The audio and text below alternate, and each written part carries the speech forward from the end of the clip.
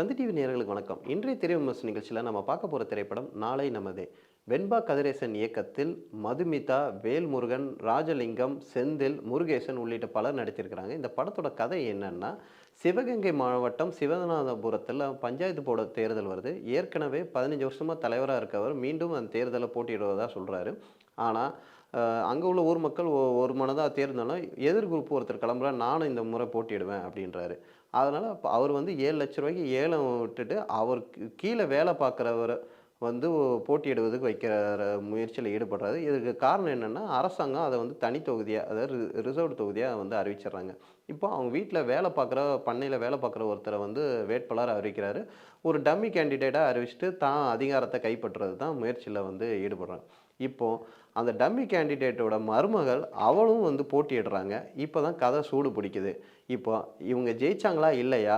இதுக்கு அந்த எதிர்கோஷ்டி என்னெல்லாம் திட்டமிட்டு அவங்கள பழி வாங்குறாங்க, இப்படின்னு தான் கதை வந்து நகருது. இதுதான் நாளை நமதோடைய முழு கதையாகவே இருக்குது. ஒரு ஊரில் தனித்தொகுதியாக அறிவித்ததுக்கு பிறகு அந்த ஊரில் தேர்தல் முறை எப்படி நடக்குது, சாதி ஆதிக்கம் எப்படி இருக்குது, ஏற்றத்தாழ்வு இன்னும் வந்து ஊரில் எப்படிலாம் இருக்குன்றத ஒரு இயல்பாக ஒரு அந்த கிராமத்தில் எப்படி நடக்குதுன்றத வந்து இயக்குனர் அழுத்தமாக கூறியிருக்காருன்னே சொல்லலாம். இது அந்த படத்துக்கு ஒரு பெரிய ப்ளஸ்ஸாக இருக்குது.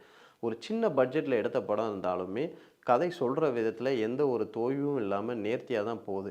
ஒரு சிறிய பட்ஜெட் ஏற்கனவே இந்த சாதி மையப்படுத்தி நிறைய படங்கள் வந்திருந்தாலும் இது இயக்குனர் வந்து சிறப்பாகவே செஞ்சிருக்கான்னே சொல்லலாம். மேலும் இந்த படத்தோட முக்கிய கதாபாத்திரமான நடிகை மதுமிதா ஒரு புரட்சிகர பெண்ணாகவும், அவர் ஒரு பெரியார் சிந்தனை உள்ள பெண்ணாகவும் அப்பப்போ அவங்கள வந்து மையப்படுத்தி காட்சிப்படுத்தி காட்டுறாங்க. இந்த படத்தோட பெரிய தூணாகவே அவங்க தான் இருக்கிறாங்க. ஏன்னா ஒரு ஃப்ளாஷ்பேக் சீக்வன்ஸாக இருக்கட்டும் சரி, அவங்க சிறு வயதிலே அவங்களுக்கான அவங்களோட இன்ஸ்பிரேஷன், அவங்க தாத்தா ஒரு சுதந்திர போராட்ட தியாகி, அவர் சொன்ன கருத்துக்கள், அப்புறம் வளர்ந்த பிறகு அவங்களோட நமக்கான நியாயங்களை நம்ம எப்படி தட்டி கேட்கணும், மக்களை எப்படி வழி நடத்தணுன்றது அவங்க பேசுகிற விதம், அப்படின்ற காட்சிகள் எல்லாமே இயல்பான நடிப்பாகவே இருக்குது. படத்தில் இன்னும் ஒரு முக்கியமான கதாபாத்திரம் முருகேசனோட கதாபாத்திரம்.